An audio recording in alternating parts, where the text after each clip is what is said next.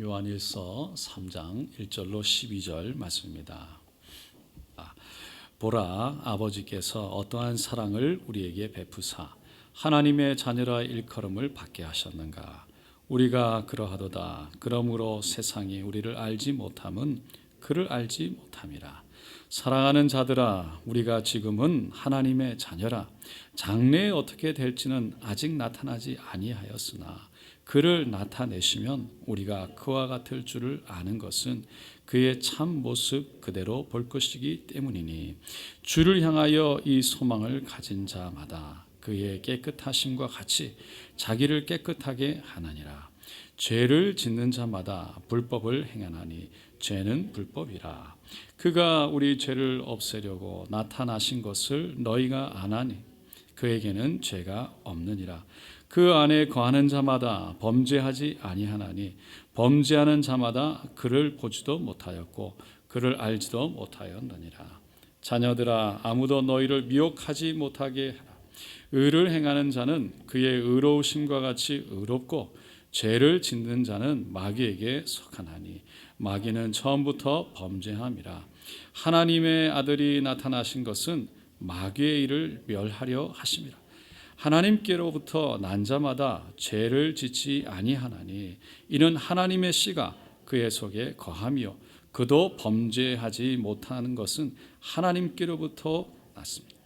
이러므로 하나님의 자녀들과 마귀의 자녀들이 드러나나니 무릇 의를 행하지 아니하는 자나 또는 그 형제를 사랑하지 아니하는 자는 하나님께 속하지 아니하니라. 우리는 서로 사랑할지니 이는 너희가 처음부터 들은 소식이라. 가인같이 하지 말라. 그는 악한 자에게 속하여 그 아우를 죽였으니 어떤 이유로 죽였느냐. 자기의 행위는 악하고 그의 아우의 행위는 의로움이라. 아멘. 오늘 저는 지난주에 이어서 요한일서 3장 1절로 12절 말씀을 가지고 이 깨끗함의 두 가지 의미라는 제목으로 잠깐 은혜를 나누고자 합니다. 요한일서는요, 요한복음을 함축해서 좀 요약해서 기록한 말씀이라고 봐도 사실은 무방합니다. 특별히 온 세상을 향한 요한복음 3장 16절 하나님이 세상을 이처럼 사랑하사라는 그 말씀대로 하나님의 사랑을 잘 드러나고 보여주고 있어요. 요한일서 3장이 이렇게 시작합니다. 1절이죠. 보라, 아버지께서 어떠한 사랑을 우리에게 베푸사 하나님의 자녀라 일컬음을 받게 하셨는가. 우리가 그러하도다. 그러므로 세상이 우리를 알지 못함은 그를 알지 못함이라. 여기서 주목해야 될 부분은 이 사도 요한의 감격적인 단어예요. 보라. 이 감탄사 보라. 그리고요, 그 감탄하게 된 이유가 뭐냐면 하나님의 사랑 때문인데, 그 사랑을 수식하고 있는 형용사가 있습니다. 그게 뭐냐면 어떠한 사랑이에요. 어떠한. 이 어떠한이라는 것과 단어가 결합되어지면서 아주 감탄의 극치를 표현하고 있는 거예요. 왜냐하면 이 어떠한이라는 이 단어가 원래 헬라어로 보면 포타포스라는 단어인데, 이 신약 전체에서 딱 6번 나오는 단어입니다. 근데 대부분이 엄청난 놀람, 경이로움 속에 고백되어진 단어예요. 함께 쓰여졌어요. 대표적인 경우가 마태복음 8장 27절에 보니까 풍랑을 잠잠케 하신 예수를 보면서 제자들이 어떠한 사람이기에 이 바람과 바다도 순종하는가, 어떠한이라는 단어를 쓰고 있습니다. 그리고 누가복음 1장 29절에도 보면 천사가 나타나서 평안할지어다 라고 말을 할 때 이 마리아가 놀라면서 이 인사가 어찌함인가 라고 말을 하죠. 그래서 여기서 나오는 어떠한, 어찌함, 이 단어가요, 오늘 본문에 나오는 3장 1절에서 나오는 어떠한이라는 포타포스와 같은 단어로 쓰여졌다는 겁니다. 이것은 아주 유한한 인간이 절대자 하나님, 그 영광을 보게 됐을 때 그 영광 속에 있는 그 하나님의 경외함 속에 그 마음을, 놀람을 표현하는 감격된 그 반응으로 쓰여진 단어라는 거예요. 그러니까 오늘 본문에 나오는 사도 바울의 감격은 보라, 어떠한 이거는요 그냥 평범한 그냥 오라는 그런 감탄하고는 차이가 있는 겁니다. 대단한 감탄의 의미를 실어놓고 있는 거예요. 그러니까 인간의 어른은 형용할 수 없는, 표현되지 못하는 어떤 하나님의 놀라운 엄청난 그 경외함 속에 터져 나오는 감탄이라는 것입니다. 뭐 때문에요? 하나님의 사랑 때문에. 요한이 그렇게 감탄하고 감격한 사랑은 무슨 사랑입니까? 하나님이 우리를 자녀로 불렀다는 것입니다. 참 이거는 강조해도 소홀하지 않는 것 같아요. 늘 우리가 주일날 고백하는 것지만 하나님이 나를 죽기까지 사랑하십니다. 여러분, 자녀를 부르셨다는 것, 자녀, 이게 자녀로 불렀다는 거, 여러분 옆집에 있는 아이와 내 자녀가 달라요. 할렐루야. 근데 옆집의 애를 자녀로 삼았다는 거는, 이거는 쉬운 게 아니죠. 그 사랑은 차이가 있는 겁니다. 하나님은 우리를요 옆집 아이처럼 보시지 않는다는 거예요.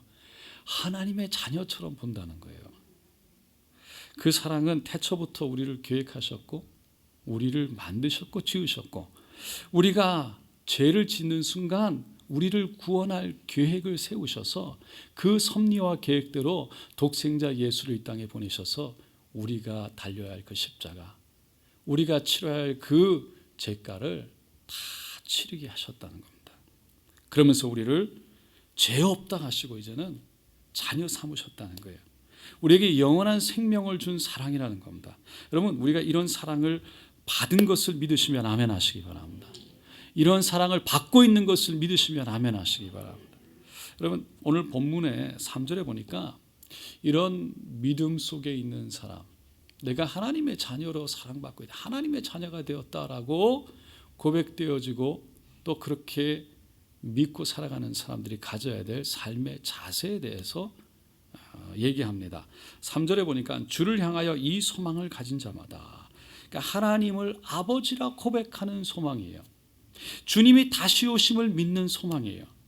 그러니까 하나님의 사랑을 받아서 구원을 받는다는, 또 받았다는 소망을 가진 사람들의 소망이에요. 그 소망을 가진 자마다 그의 깨끗하심과 같이 자기를 깨끗하게 하느니라. 예수님의 깨끗하심과 같이 자신을 깨끗하게 한다는 것입니다. 자기를 깨끗하게 한다라는 데는 두 가지 의미가 있습니다. 첫째는 믿음으로 깨끗하게 하는 거예요. 두 번째는 행위로 깨끗하게 하는 겁니다. 여러분, 믿음으로 깨끗하게 한다는 것은 믿음으로 죄 용서함을 받는 거죠. 예수님이 나를 대신해서 또 내가 달려야 할 그 십자가를 달리셔서 대신 나를 대신해서 죽으셨다. 그래서 내 죄값을 예수님이 대신 치러주셨다라는 그 믿음 때문에 우리가 용서함 받고 의롭게 된 것을 믿습니다. 하나님은 그 믿음 때문에 우리가 죄 없다고 의롭다고 하신다는 거예요. 이게 창세기부터 요한계시록까지 계속해서 되어지고 있는 말씀이에요. 지난주에도 말씀드렸지만 하나님께서 아브라함의 믿음을 보시고 그를 의롭다라고 말씀하셨어요. 우리가 잘 아는 로마서 1장 17절 복음에는 하나님의 의가 나타나서 믿음으로 믿음에 이르게 하나니, 믿음으로 믿음에 이르게 하나니, 기록된 바 의인은 믿음으로 말미암아 살리라 함과 같으니라. 그러니까 믿어서 믿음에 이르러 의로워진다는 거죠. 그러니까 의롭게 된다는 것은 행위에 있는 것이 아니라 믿음으로 믿음에 이르게 해서, 그 믿음 때문에 예수님이 나를 위해 돌아가셨다는 그 믿음 때문에, 내 죄가 용서함 받았다는 그 믿음 때문에 내가 하나님의 은혜로, 십자가의 은혜로 구원받고 의로워졌다는 것입니다. 이게 성경 전체를 통해서 흐르고 있는 복음이에요. 핵심 주제예요. 그런데 그렇게 믿음으로 의롭게 깨끗하게 된 사람은 이제 그 믿음대로 행위도 깨끗하게 하고 살아라고 성경은 말하고 있다는 거죠. 그렇지 않으면 우리가 죄 속에 있다가 죄 속에 거하다가 결국은 넘어져서 하나님으로부터 멀어질 수가 있다는 겁니다. 구원으로부터 멀어질 수가 있다는 거예요. 우리의 행위가 더러워지면요, 죄를 짓고 나면 우리 마음에 양심의 죄책감이 오죠. 그때 믿음으로 그 죄책감을 털어버리고 하나님 앞에 나가서 죄를 내려놓고 회개하고 하나님과의 관계를 회복하면 좋은데, 많은 사람들이 죄를 짓고 나서 찾아오는 죄책감, 두려움을 차단해버리거나 무시해버리고 사는 경우가 있습니다. 그것이 차단되어지고 무시되어지면 똑같은 죄를 계속 짓고 살아가죠. 그러면요, 처음에는 가져왔던 죄책감과 두려움들이 컸지만 점점 사라지게 되고 잊혀지게 됩니다. 그러면서 하나님에 대한 무서움이 사라져요. 그 하나님에 대한 무서움이 사라진다는 것은 하나님과 멀어지는 거예요. 마음에 한 번이라도 하나님이 안 계시는가? 라는 생각이 딱 들어오면, 이래도 괜찮네? 라는 생각이 들어오면 다시 하나님께로 돌아가기 것이 쉽지가 않아져요. 왜냐하면 지금까지 자신이 그렇게 살아도 괜찮다고 말했던 것, 자신이 지었던, 무시하고 괜찮다고 했던 모든 행동들에 대한 회개, 잘못의 인정, 내가 잘못했다라고 하나님 앞에 고백되어지는 인정, 그 인정이 쉽지가 않기 때문이에요. 근데 문제는 그게 되지 않으면 하나님과의 관계가 세워지지 않는 거죠. 요즘에 코로나 바이러스로 인해서 우리가 성전에서 함께 예배드리는 것이 참 어렵습니다. 근데 영상으로라도 하나님께 예배를 드리면서 하나님과의 관계를 잘 유지하면 좋은데, 그런데 한번 예배를 드리지 않으면요, 처음에는 조금 두렵기도 하고, 처음에는 벌 받을까 봐 조금 두렵다가 꺼림직했다가 맨날 하던 거 안 하니까 이상한 것 같고, 근데 그게 몇 번 지나고 나면 죄책감도 사라집니다. 두려움도 사라져요. 그러고서는 이래도 되는구나, 별일 없네, 괜찮네, 그래도 뭐, 이제 그게 이제 깊어지는 거예요. 아무 일도 안 일어나는데 라는 것들. 그러다가 다시 이제 교회를 가려고 하면 내가 예배 드리지 않고 하나님을 기억하지 않고 하나님을 생각하지 않고 하나님을 잊어버리고 살았다는 것을, 이게 하나님 앞에 서면 그게 무겁게 걸리거든요. 근데 그거를 인정하기가 어렵다는 거예요, 때로는. 왜? 내가 그거를 인정한다는 건, 하나님 내가 이때까지 한 거 다 잘못했습니다라는 거를 선포하는 거예요. 고백하는 거예요. 인정하는 거예요. 근데 사람들이 자존심이 있어가지고 그거를 인정하는 게 힘들어요. 안 나오다가 나오려고 하면 사람들이 나를 어떻게 볼까? 내가 잘 나오면 이때까지 안 나온 거에 대한 인정이 되어져야 되는데, 내가 이때까지 안 나왔던 건 다 이유가 있는 거야. 그래도 괜찮은 거야. 그래도 나는 하나님 앞에서 괜찮다라는 어떠한 자기만의 고집과 자기만의 정당성을 세워가면서 그거를 하나님 앞에 회개하지 않는데, 나와도 그 마음으로 열려지지 않으면, 하나님께 열려지지 않으면, 자신이 낮아지지 않으면 결국은 은혜를 못 받는 거예요. 결국은 하나님과의 관계가 회복이 되지 않는 겁니다. 여러분, 그러니까 죄 예배를 한번 안 드리는 것이 문제가 아니에요. 죄를 한번 짓는 게 문제가 아니에요.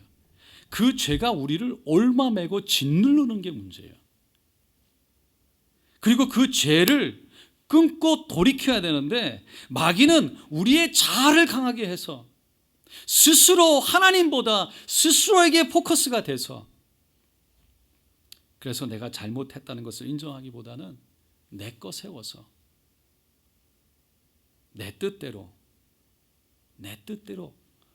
불편하지 않게 내가 원하는 대로 살아가기를 원한다는 겁니다. 그러면 하나님께 마음이 안 열리는 거예요. 왜? 늘 마음속에 자기도 모르게 무거운 게 있어요.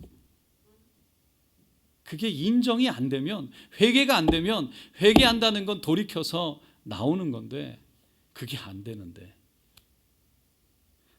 여러분, 결국 마귀는요, 작은 것 같지만 죄가 아니라 그걸 통해서 우리에게 타고 들어와서 우리를 넘어뜨립니다. 그리고 하나님과 멀어지게 하는 거예요. 그러니까 깨끗하게 한다는 것은 결국은 죄를 짓지 말라. 그러면 의롭게 하는 것은 믿음이라고 그러는데 그게 어떤 연관성이 있느냐에 대해서 질문을 하는데, 반드시 성경에서 얘기하고 있는 것은, 의로워지는 것은 오직 믿음으로. 할렐루야. 예수의 보혈 밖에 없는 줄로 믿습니다. 그럼에도 불구하고 마귀는 우리가 죄를 짓게 해서 우리가 스스로 더러워져서 그 더러움 속에서 벗어나오지 못하게 할 때 결국은 하나님과 멀어지게 한다는 거예요. 그러면 끝까지 못 가는 거죠. 여러분, 성경은 행위로 의로움이 아니라 다시 한번 오직 예수의 보혈, 그 믿음으로 의로워진다고 말하고 있습니다. 그래서 우리가 믿음을 지키기 위해서, 우리가 신앙을 지키기 위해서, 우리가 정말 하나님 안에 있기 위해서 성경은, 오늘 본문은 마귀가 유혹해서 죄를 짓고 넘어뜨리게 한다는 그 존재를 알라고 그 마귀에 대해서 7절로 10절에 얘기하고 있는 거예요. 죄를 통해서 들어와서 우리를 넘어뜨리게 하려는 것.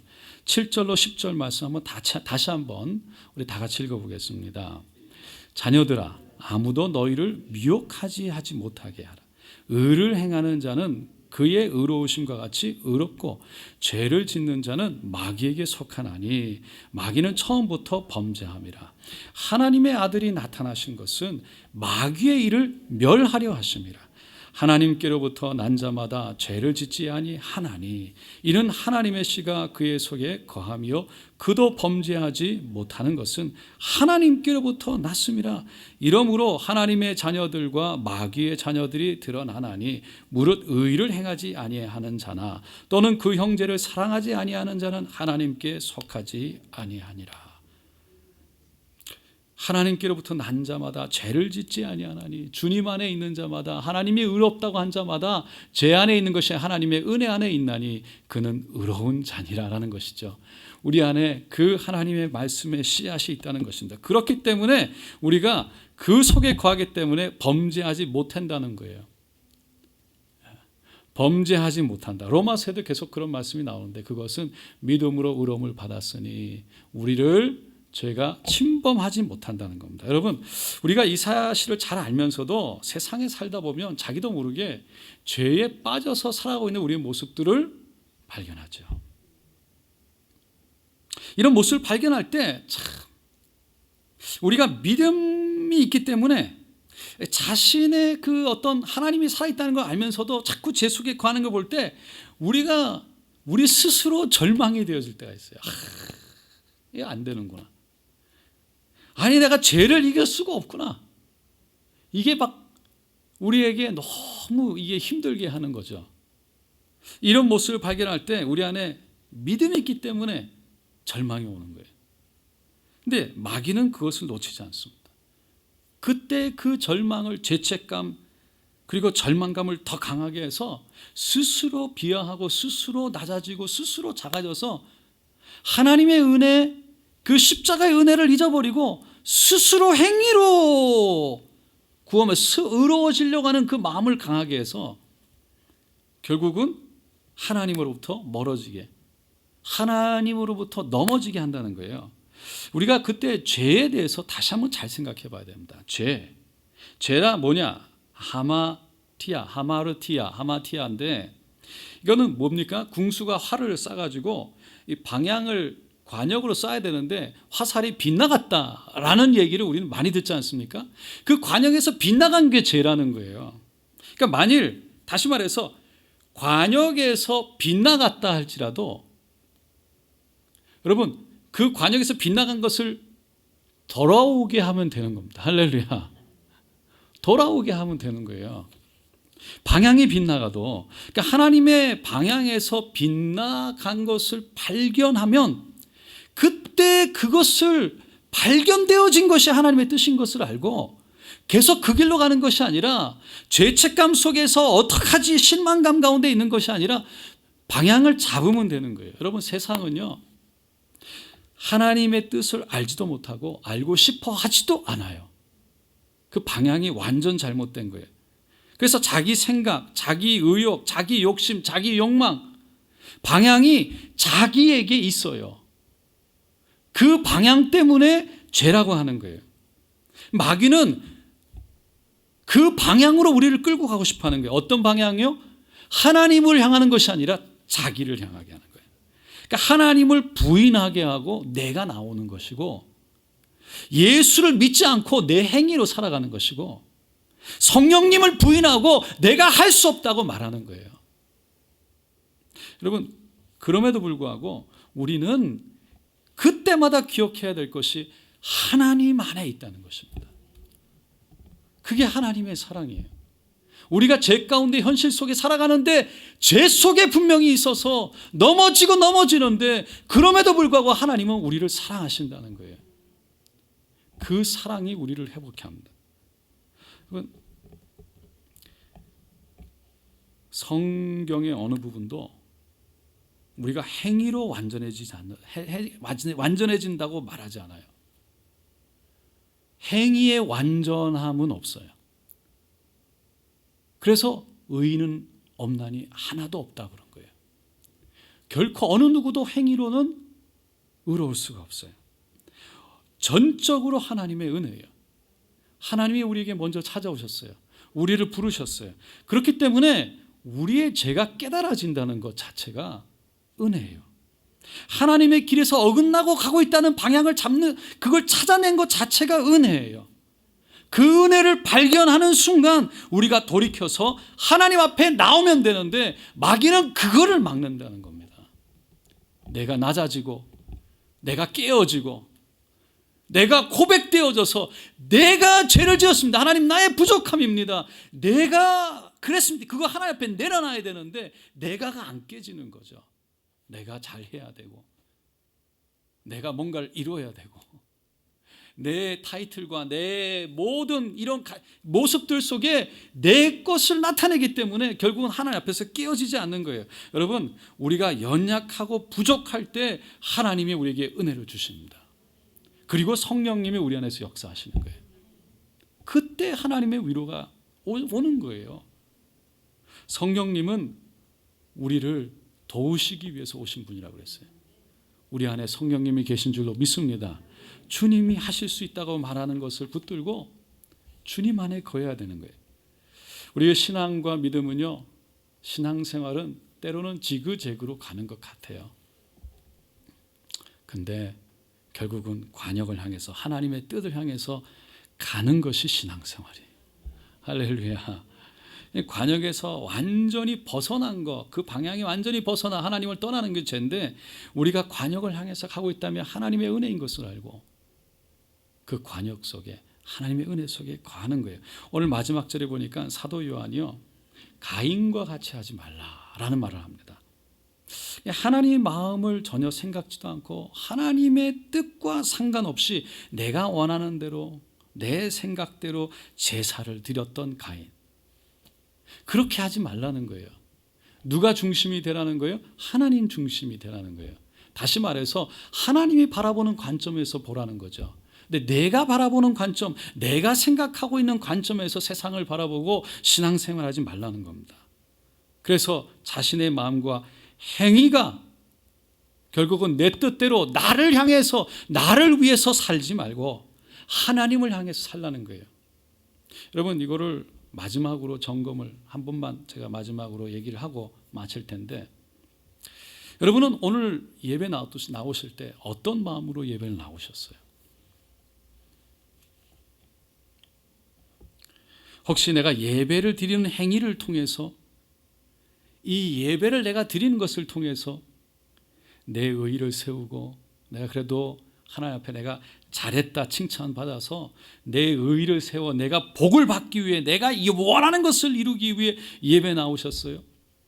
아니면 하나님이 중심이 돼서 나에게 베풀어 주신 은혜와 내 삶 속에 그럼에도 불구하고 지금 힘들고 어렵지만, 지금 절망이지만, 지금 아프지만 하나님이 나를 사랑하신다고 하는 그 은혜 속에 있다는 것 자체, 내가 죄 가운데 있는 것 같지만 변함없이 나를 붙잡고 계시고 나를 지금도 하나님께로 인도하고 계시다는 그 은혜를 깨닫는 그 자체를 통해서 하나님을 중심에 세워놓고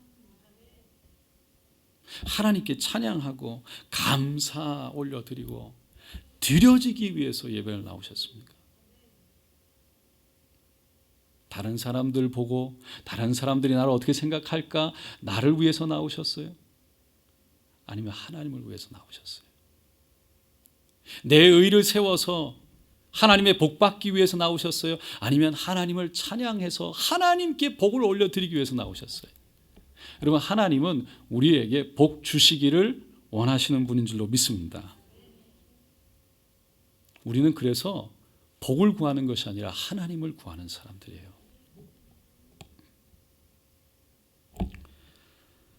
여러분, 혹시라도 우리 마음이 빗나가 있다면 믿음에서 떠난 사람들이 아니기 때문에 늘 우리는 마음이 빗나갈 수 있는데, 그때 그런 것들이 깨달아지면 그게 하나님의 은혜인 것을 알고 하나님 찬양합니다. 하나님 예배합니다.